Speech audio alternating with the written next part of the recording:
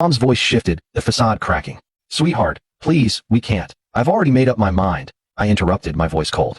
And I won't be paying this month's rent. You'll have to figure it out. Good luck. I hung up before she could respond.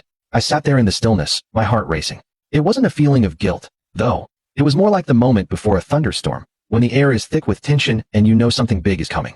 I knew they wouldn't take this well. Hell, I was practically daring them to react. But I also knew they had no other option but to beg. That's when the real fun would begin. Over the next few days, my phone was bombarded with messages. Texts from Mom, calls from Dad. Even my sister, who normally didn't get involved in financial drama, had a message waiting for me. Can you please talk? We really need to sort this out. I didn't respond to any of them. In fact, I turned my phone on Do Not Disturb mode and avoided all of it. The longer I could keep them in the dark about the fact that I knew what they'd been saying, the better. I could feel their desperation starting to seep through, and I let it marinate. The day the rent was due came, and sure enough, the call started up again. First, it was Mom, then Dad, and finally my sister. Each call had a slightly more frantic tone than the last.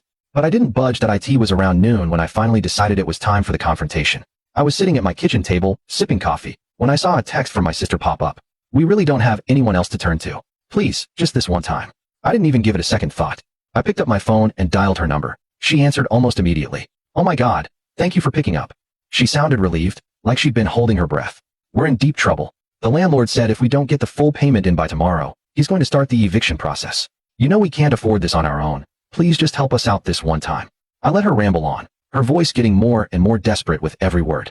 The guilt was supposed to start creeping in, but all I felt was a strange sense of satisfaction. I played this game for too long, letting them take advantage of me, and now it was time for the tables to turn. Finally, I cut her off. You really don't get it, do you? There was a long pause on the other end. What do you mean?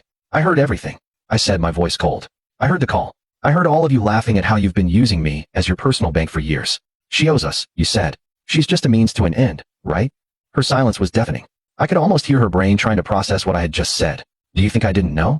I continued, my voice getting sharper. Do you think I didn't realize how you've been living way beyond your means, all while depending on me to bail you out? You think I'm stupid?